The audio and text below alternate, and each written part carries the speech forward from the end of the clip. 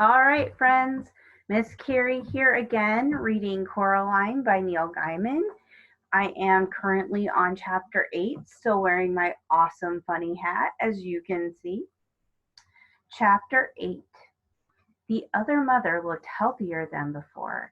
There was a little blush to her cheeks, and her hair was wriggling like lazy snakes on a warm day. Her black button eyes seemed as if they had been freshly polished. She had pushed through the mirror as if she were walking through nothing more solid than water, and had stared down at Coraline. Then she had opened the door with the little silver key. She picked Coraline up, just as Coraline's real mother had when Coraline was much younger, cradling the half-sleeping child as if she were a baby. The other mother carried Coraline into the kitchen and put her down very gently upon the countertop. Coraline struggled to wake herself up, conscious only for the moment of having been cuddled and loved, and wanting more of it, then realizing where she was and who she was with. "There, my sweet Coraline," said her other mother. "I came and fetched you out of the cupboard. You needed to be taught a lesson, but we temper our justice with mercy here. We love the sinner and we hate the sin. Now, if you will be a good child who loves her mother, be compliant and fair-spoken, you and I shall understand each other perfectly, and we shall love each other perfectly as well." Coraline scratched the sleep grit from her eyes. "There were other children in there," she said, "old ones from a long time ago." "Were there?" said the other mother. She was bustling between the pans and the fridge, bringing out eggs and cheeses, butter, and a slab of sliced pink bacon. "Yes," said Coraline, "there were. I think you're planning to turn me into one of them, a dead shell." Her other mother smiled gently. With one hand she cracked the eggs into a bowl, with the other she whisked them and whirled them. Then she dropped a pat of butter into a frying pan where it hissed and fizzled and spun. As she sliced thin slices of cheese, she poured the melted butter and the cheese into the egg mixture and whisked it some more. "Now, I think you're being silly, dear," said the other mother. "I love you. I will always love you. Nobody sensible believes in ghosts anyway. That's because they're all such liars. Smell the lovely breakfast I'm making for you." She poured the yellow mixture into the pan. "Cheese omelet, your favorite." Coraline's mouth watered. "You like games," she said. "That's what I've been told." The other mother's black eyes flashed. "Everybody likes games," was all she said. "Yes," said Coraline. She climbed down from the counter and sat at the table. The bacon was sizzling and spitting under the grill. It smelled wonderful. "Wouldn't you be happier if you won me fair and square?" asked Coraline. "Possibly," said the other mother. She had a show of unconcernedness, but her fingers twitched and drummed, and she licked her lips with her scarlet tongue. "What exactly are you offering?" "Me," said Coraline, and she gripped her knees under the table to stop them from shaking. "If I lose, I'll stay here with you forever, and I'll let you love me. I'll be a most dutiful daughter. I'll eat your food and play happy families, and I'll let you sew buttons into my eyes." Her other mother stared at her, black buttons unblinking. "That sounds very fine," she said. "And if you do not lose, then you let me go. You let everyone go, my real father and mother, the dead children, everyone you've trapped here." The other mother took the bacon from under the grill and put it on a plate. Then she slipped a cheese omelet from the pan onto the plate, flipping it as she did so, letting it fold itself into a perfect omelet shape. She placed the breakfast plate in front of Coraline, along with a glass of freshly squeezed orange juice and a mug of frothy hot chocolate. "Yes," she said, "I think I like this game. But what kind of game shall it be? A riddle game? A test of knowledge or of skill?" "An exploring game," suggested Coraline. "A finding things game." "And what is it you think you should be finding in this hide and go seek game, Coraline Jones?" Coraline hesitated. Then, "My parents," said Coraline, "and the souls of the children behind the mirror." The other mother smiled at this triumphantly, and Coraline wondered if she had made the right choice. Still, it was too late to change her mind now. "A deal," said the other mother. "Now, eat up your breakfast, my sweet. Don't worry, it won't hurt you." Coraline stared at the breakfast, hating herself for giving in so easily, but she was starving. "How do I know you'll keep your word?" asked Coraline. "I swear it," said the other mother. "I swear it on my own mother's grave."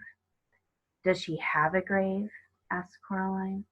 "Oh, yes," said the other mother. "I put her in there myself, and when I found her trying to crawl out, I put her back."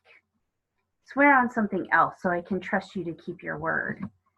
"My right hand," said the other mother, holding it up. She waggled the long fingers slowly, displaying the claw-like nails. "I swear on that." Coraline shrugged. "Okay," she said. "It's a deal." She ate the breakfast, trying not to wolf it down. She was hungrier than she had thought. As she ate, her other mother stared at her. It was hard to read expressions into those black button eyes, but Coraline thought that her other mother looked hungry too. She drank the orange juice, but even though she knew she would like it, she could not bring herself to taste the hot chocolate. "Where should I start looking?" asked Coraline. "Where you wish," said the other mother, as if she did not care at all. Coraline looked at her, and Coraline thought hard. There was no point, she decided, in exploring the garden and the grounds. They didn't exist. They weren't real. There was no abandoned tennis court in the other mother's world, no bottomless well. All that was real was the house itself. She looked around the kitchen. She opened the oven, peered into the freezer, poked into the salad compartment of the fridge. The other mother followed her about, looking at Coraline with a smirk, always hovering on the edge of her lips. "How big are souls, anyway?" asked Coraline. The other mother sat down at the kitchen table and leaned back against the wall, saying nothing. She picked at her teeth with a long, crimson varnished fingernail. Then she tapped the finger gently, tap, tap, tap, against the polished black surface of her black button eye. "Fine," said Coraline. "Don't tell me. I don't care. It doesn't matter if you help me or not. Everyone knows that a soul is the same size as a beach ball." She was hoping the other mother would say something like, "Nonsense, they're the size of ripe onions, or suitcases, or grandfather clocks." But the other mother simply smiled, and the tap, tap, tapping of her fingernail against her eye was as steady and relentless as the drip of water, droplets from the faucet into the sink. And then Coraline realized it was simply the noise of the water, and she was alone in the room. Coraline shivered. She preferred the other mother to have a location. If she were nowhere, then she could be anywhere. And, after all, it is always easier to be afraid of something you cannot see. She put her hands into her pockets, and her fingers closed around the reassuring shape of the stone with a hole in it. She pulled it out of her pocket and held it in front of her, as if she were holding a gun, and walked into the hall. There was no sound but the tap, tap of water dripping into the metal sink. She glanced at the mirror at the end of the hall.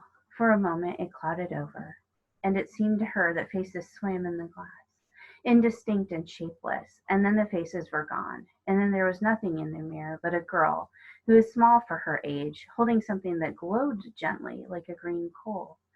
Coraline looked down at her hand, surprised. It was just a stone with a hole in it, a nondescript brown pebble. Then she looked back into the mirror, where the stone glimmered like an emerald.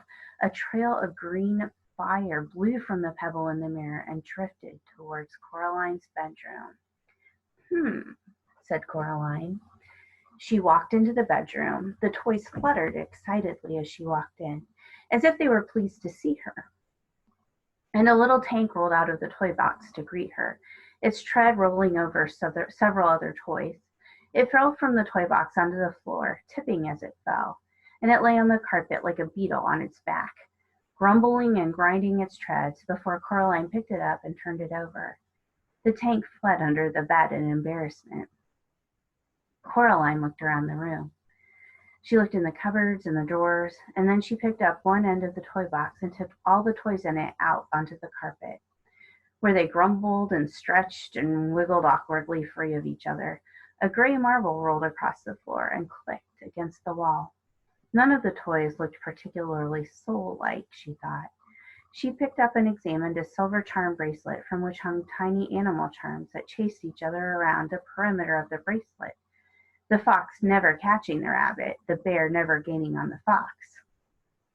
Coraline opened her hand and looked at the stone with a hole in it, hoping for a clue, but not finding one. Most of the toys that had been in the toy box had now crawled away to hide under the bed, and the few toys that were left, a green plastic soldier, the glass marble, a vivid pink yo-yo, and such, were the kinds of things you find in the bottoms of toy boxes in the real world, forgotten objects, abandoned and unloved. She was about to leave and look elsewhere, and then she remembered a voice in the darkness, a gentle whispering voice, and what it had told her to do. She raised the stone with a hole in it and held it in front of her right eye. She closed her left eye and looked at the room through the hole in the stone. Through the stone, the world was gray and colorless, like a pencil drawing. Everything in it was gray. No, not quite everything. Something glinted on the floor, something the color of an ember in a nursery fireplace, the color of a scarlet and orange tulip nodding in the May sun. Coraline reached out her left hand, scared that if she took her eye off it, it would vanish, and she fumbled for the burning thing. Her fingers closed around something smooth and cool. She snatched it up and then lowered the stone with a hole in it from her eye and looked down. The gray glass marble from the bottom of the toy box sat dully in the pink palm of her hand. She raised the stone to her eye once more and looked through it at the marble. Once again the marble burned and flickered with a red fire. A voice whispered in her mind, "Indeed, lady, it comes to me that I certainly was a boy. Now I do think on it. Oh, but you must hurry. There are two of us still to find, and the beldam is already angry with you for uncovering me." If I'm going to do this, thought Coraline, I'm not going to do it in her clothes.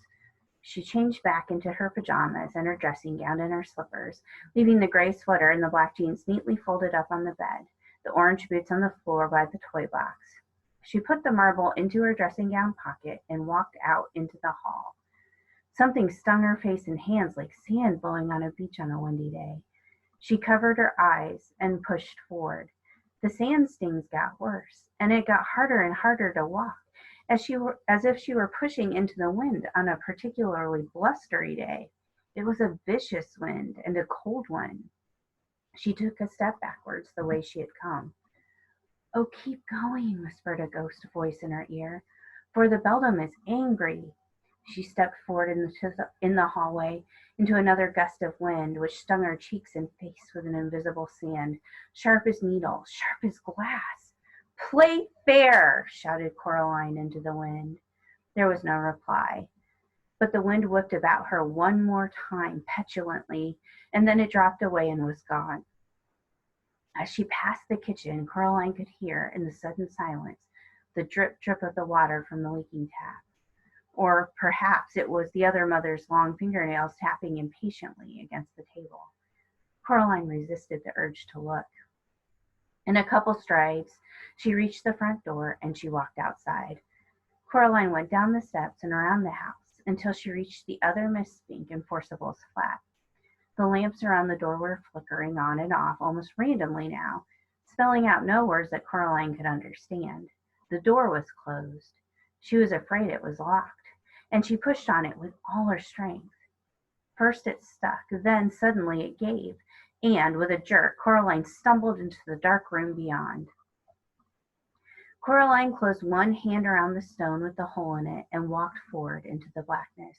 She expected to find a curtained anteroom, but there was nothing there. The room was dark. The theater was empty. She moved ahead cautiously. Something rustled above her, She looked up into a deeper darkness, and as she did so, her feet knocked against something. She reached down, picked up a flashlight, and clicked it on, sweeping the beam around the room. The theater was derelict and abandoned. Chairs were broken on the floor, and old dusty spider webs draped the walls and hung from the rotten wood and the decomposing velvet hangings. Something rustled once again. Coraline directed her light beam upward toward the ceiling. There were things up there, hairless, jellyish. She thought they might once have had faces, might once have been dogs, but no dogs had wings like bats, or could hang like spiders, like bats, upside down. The light startled the creatures, and one of them took to the air, its wings whirring heavily through the dust. Coraline ducked as it swooped close to her.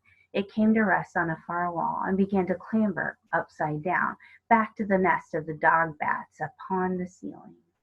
Coraline raised the stone to her eye and she scanned the room through it. Something looking for something that glowed or glinted, a telltale sign that somewhere in this room was another hidden soul.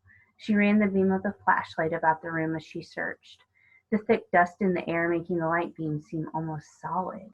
There was something up on the back wall behind the ruined stage. It was grayish white, twice the size of Coraline herself, and it was stuck to the back wall like a slug. Coraline took a deep breath. "I'm not afraid," she told herself. "I'm not." She did not believe herself, but she scrambled up onto the old stage, fingers sinking into the rotting wood as she pulled herself up. As she got closer to the thing on the wall, she saw that it was some kind of a sack, like a spider's egg case. It twitched in the light beam. Inside the sack was something that looked like a person, but a person with two heads, with twice as many arms and legs as it should have. The creature in the sack seemed horribly unformed and unfinished, as if two plasticine people had been warmed and rolled together, squashed and pressed into one thing. Coraline hesitated. She did not want to approach the thing. The dog bats dropped one by one from the ceiling and began to circle the room, coming close to her, but never touching her. "Perhaps there are no souls in here," she thought. "Perhaps I can just leave and go somewhere else." She took a last look through the hole in the stone. The abandoned theater was still bleak and gray, but now there was a brown glow as rich and bright as polished cherry wood coming from inside the sack. Whatever was glowing was being held in one of the hands of the thing on the wall. Coraline walked slowly across the damp stage, trying to make as little noise as she could, afraid that if she disturbed the thing in the sack, it would open her eyes and see her. And then, but there was nothing that she could think of as scary as having it look at her. Her heart pounded in her chest. She took another step forward. She had never been so scared, but still she walked forward until she reached the sack. Then she pushed her hand into the sticky, clingy whiteness of the stuff on the wall. It crackled softly like a tiny fire as she pushed, and it clung to her skin and clothes like a spider web clings, like white cotton candy. She pushed her hand into it, and she reached upward until she touched a cold hand, which was, she could feel, closed around another glass marble. The creature's skin felt slippery, as if it had been covered in jelly.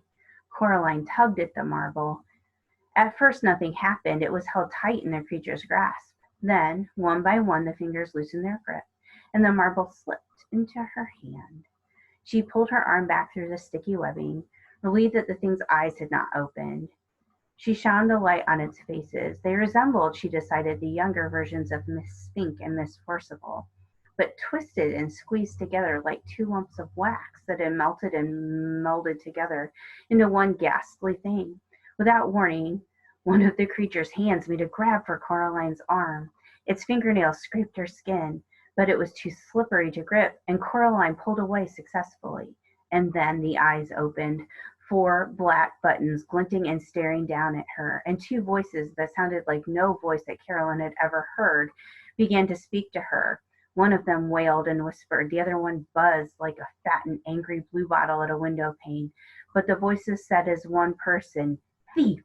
Give it back! Stop! Thief!" The air became alive with dog bats. Coraline began to back away. She realized then That, terrifying though the thing on the wall had once been, the other Mrs. Spink Enforceable was. It was attached to the wall by its web, encased in its cocoon, and could not follow her. The dog bats flapped and fluttered about her, but they did nothing to hurt Coraline. She climbed down from the stage, shone the flashlight about the old theater, looking for the way out. "Flee, miss," wailed a girl's voice in her head. "Flee now! You have two of us. Flee this place while your blood still flows." Coraline dropped the marble into her pocket beside the other. She spotted the door, ran to it, and pulled on it until it opened. That is the end of chapter 8. I will be back very soon for chapter 9. Hope you enjoyed it.